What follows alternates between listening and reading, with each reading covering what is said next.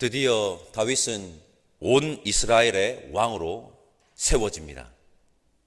사무엘상 16장 12절과 13절에서 사무엘을 통하여 하나님에게 기름 부음을 받은 후 얼마 만일까요?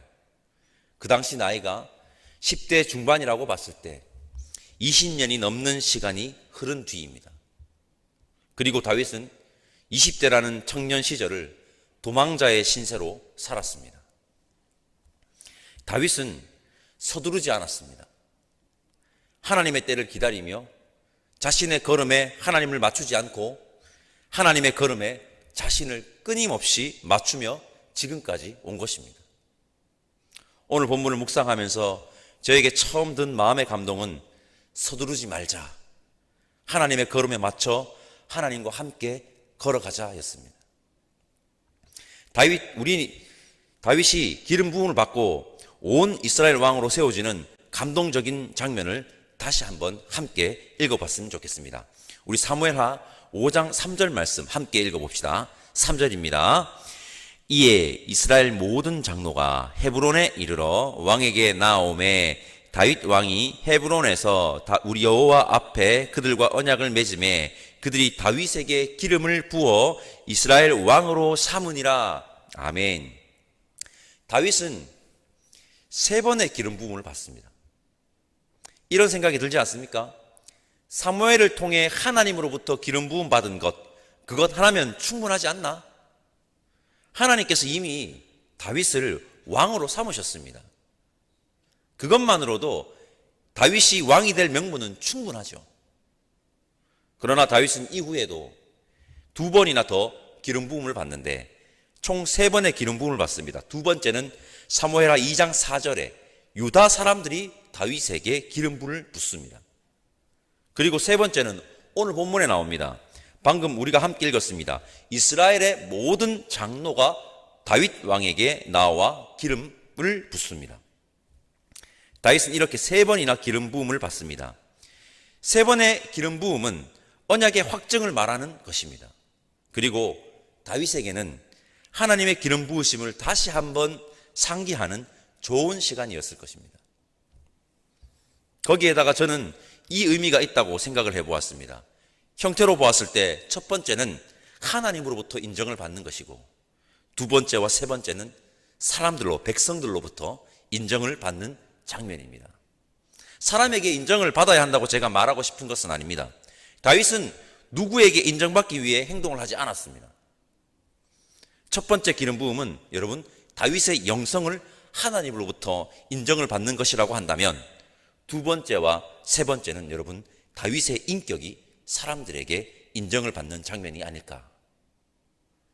다윗이라면 하나님의 나라인 이스라엘을 통치하기에 충분해. 영성과 인격은 따로 국법이 아닌 함께 여러분 같이 가는 것입니다. 영성이 좋은데 인격이 엉망인 것은 있을 수가 없습니다. 종교심이 좋은데 인격이 엉망인 건 있을 수 있어요. 그렇지만 하나님의 그 영성이 좋은데 인격이 엉망인 것은 있을 수가 없습니다. 이 말은 성립되지가 않습니다. 우리 효목제일교회 성도님들 모두는 영성과 인격 모두를 갖춘 믿음의 사람들이 되면 좋겠습니다. 그리하여 하나님으로부터 그리고 세상으로부터 칭찬을 받는 자가 되기를 간절히 소망합니다. 그렇게 다윗은 온 이스라엘 왕이 되어 33년을 다스립니다. 헤브론의 통치 기간을 포함하면 거의 40년이 넘는 기간을 왕으로서 사명을 감당합니다. 다윗 왕은 여부스 사람들이 차지하고 있는 예루살렘으로 가서 그 성을 탈환하려고 합니다. 이때 여부스 사람들은 자만하여 다윗을 향해 조롱이 섞인 말을 합니다. 우리 6절 말씀 함께 읽어보겠습니다. 6절 함께 읽겠습니다.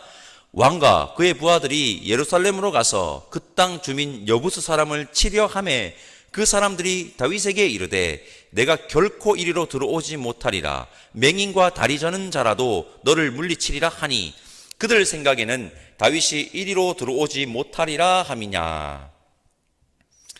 다윗, 네가 아무리 강하더라도 예루살렘을 못 함락시킨다는 겁니다. 함락하지 못한다는 겁니다. 맹인과 다리 저는 자만 있어도 예루살렘을 지킬 수 있다고 조롱 섞인 말을 내뱉죠. 이 말은 근데 전혀 근거 없는 말은 아닙니다. 예루살렘은 여러분들도 아시다시피 그 성 자체가 천연 요새인 성으로 그 성을 함락시키는 것은 쉽지가 않습니다. 엄청 어려운 성입니다. 장애우를 빗대어서 하는 말이 듣기에는 엄청 거북하지만 그들이 이렇게 말하는 것은 성을 사수하는데 그만큼 자신이 있다는 말이죠. 이것은 여러분 자신감을 넘어 자만입니다. 그리고 항상 그렇듯 자만은 이를 그르칩니다. 다윗은 그 성을 함락했습니다. 그들은 다윗을 몰랐고 그들은 하나님을 몰랐습니다. 거기에다가 자신들의 자만이 안일함으로 이어져 함락당하고 만 것입니다. 다윗은 예루살렘을 함락하고 그 이름을 다윗성으로 변경합니다. 그와 반대로 다윗에게 대적하지 않고 아래서 고개를 숙이는 자들이 있는데 두로 왕 히람입니다. 다윗에게 사절들과 좋은 목재, 기술자들을 보내서 다윗을 위해서 집을 지어 드리겠다고 고개를 숙이면서 다윗을 아련합니다. 여러분, 권력이라는 자리에 올라가면 이처럼 대적하는 자들과 아부를 떠는 자들이 있기 마련입니다. 다윗이 왕위에 등극하자 대적하는 자와 아부를 떨며 조공을 알아서 가져다 바치는 자들 둘 다 등장하지 않습니까? 12절이 다윗을 다윗되게 하는 구절이라고 봅니다. 우리 12절 말씀 읽어보겠습니다. 두 분류의 사람을 소개한 후에 12절로 이 구절을 두 사건을 결론을 짓는데 중요합니다. 12절 함께 읽겠습니다. 다윗이 여호와께서 자기를 세우사 이스라엘 왕으로 삼으신 것과 그의 백성 이스라엘을 위하여 그 나라를 높이신 것을 알았더라. 아멘. 다윗은 여러분 두려워하지도 우쭐대지도 않았다는 것입니다. 다윗은 이 모든 것이 자신의 힘의 강력함 때문이 아닌 뭡니까? 하나님의 역사, 하나님의 도우심을 알았다는 것입니다. 이게 너무 중요합니다. 만약 다윗이 권력에 도취되어 가지고 자신의 힘을 자랑하고 아부하는 자들의 말과 행동에 이리저리 휘둘렸다면 다윗이 절대 다윗 되지 못했을 것이며 다윗의 영광은 성경에서 없었을 것입니다. 다윗은 누가 자기를 세웠는지, 자신을 이스라엘 왕으로 세우신 분이 누구인지 정확하게 알았습니다. 성도 여러분, 우리도 명심해야 합니다. 우리의 모든 삶의 여정은 하나님의 도우심입니다. 이러한 겸손을 겸비한 자들이 오늘 함께 예배드리는 우리 모두이기를 간절히 바랍니다. 다윗은 완벽하지 않습니다. 인류 역사상 완벽한 사람은 성육신하여 이 땅에 오신 예수님 밖에 없습니다. 다윗도 실수합니다. 저는 오늘 다윗이 왕위가 굳건히 세워지는 이 장면에서 마음에 들지 않는 장면이 있습니다. 그리고 성경의 저자는 이 장면을 굳이 일부러 이 다윗의 영광이 세워지는 그 현장에 넣었다고 봅니다. 그것은 예루살렘을 함락한 후에 그 성을 다윗성이라고 명명했다는 것과 다윗이 낳은 아들들을 3장에 이어 계속해서 나열하는 것입니다. 자신의 이름이 절대로 여호와 하나님보다 앞서면 안 됩니다. 그리고 명백히 처첩을 많이 두고 아들들을 많이 낳는 것은 신명기에 기록된 왕의 규정에 위배되는 것입니다. 다윗도 그 유혹을 끊임없이 받았고 넘어지기도 했습니다. 다윗도 권력이라는 달콤함에 얼마든지 넘어갈 수 있다고 우리에게 말하는 것 같습니다. 다윗 완벽하지 않았습니다. 실수도 했고 자신의 실수로 많은 고초를 겪었습니다. 여러분 아시지 않습니까? 여러분 우리는 또 조심해야 됩니다. 까딱 잘못하면 넘어집니다. 언제 우리 내면에 잠재된 욕망이 튀어나올지 모릅니다. 조심하고 또 조심해야 합니다. 다윗은 블레셋을 처단합니다. 블레셋 지긋지긋하게 이스라엘을 괴롭히던 족속 아닙니까? 다윗은 이 블레셋을 두 차례에 걸친 전쟁을 통해 처단합니다. 두 차례 중 첫 번째 전쟁인 우리 19절과 20절 말씀 함께 읽어봤으면 좋겠습니다. 19절과 20절입니다. 다윗이 여호와께 여쭈어 이르되 내가 블레셋 사람들에게로 올라가리이까 여호와께서 그들을 내 손에 넘기시겠나이까 하니 여호와께서 다윗에게 말씀하시되 올라가라 내가 반드시 블레셋 사람을 내 손에 넘기리라 하신지라. 다윗이 바알 브라심에 이르러 거기서 그들을 치고 다윗이 말하되 여호와께서 물을 흩음같이 내 앞에서 내 대적을 흩으셨다 하므로 그곳 이름을 바알 브라심이라 부르니라. 아멘. 두 번째 전쟁을 함께 읽어보지는 않았지만 이 두 차례의 전쟁으로 블레셋을 처리합니다. 여러분, 다윗이 통치하는 동안 이 블레셋의 위협은 여기서 막을 내립니다. 거의 등장하지도 않습니다. 이 전쟁의 두드러진 특징인 너무나도 명확하죠. 우리는 때로 복잡한 것이 아닌 너무나도 쉽고 명확한 것을 못해서 안 해서 곤욕을 치르기도 하는데 그것은 하나님께 물어보고 하나님이 하라는 대로 철저하게 순종하는 것입니다. 이겁니다. 그냥. 이게 우리 삶의 원리, 법칙입니다.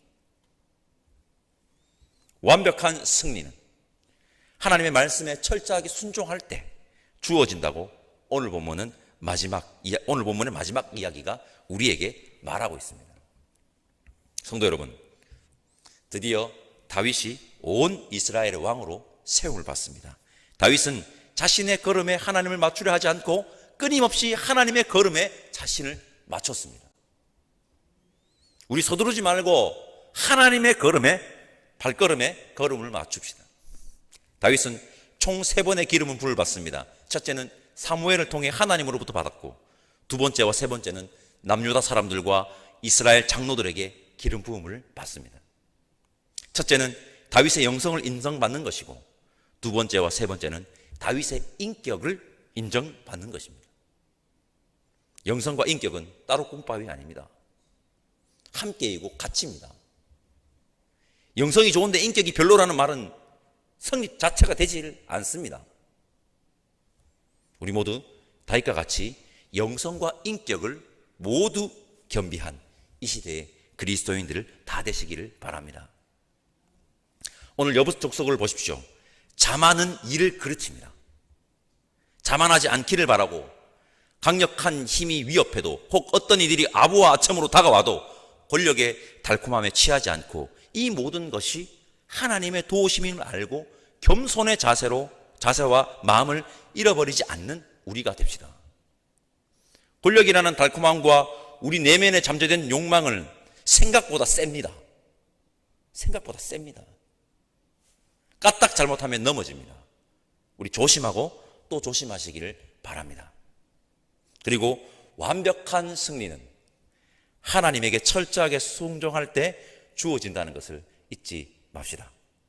그렇게 이 세상에서 진정한 그리스도인으로 오늘 하루도 살아가는 자들이 우리 모두이기를 간절히 소망합니다.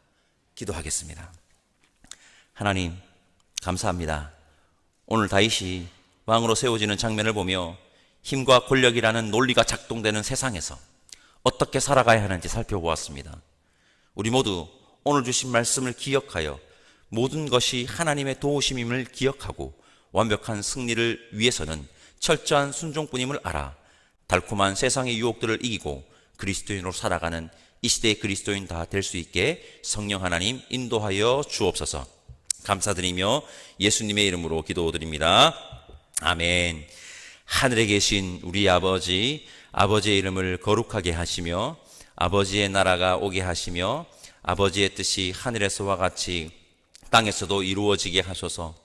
오늘 우리에게 일용할 양식을 주시고 우리가 우리에게 잘못한 사람을 용서하여 준 것 같이 우리 죄를 용서하여 주시고 우리를 시험에 빠지지 않게 하시고 악에서 구하소서. 나라와 권능과 영광이 영원히 아버지의 것입니다. 아멘.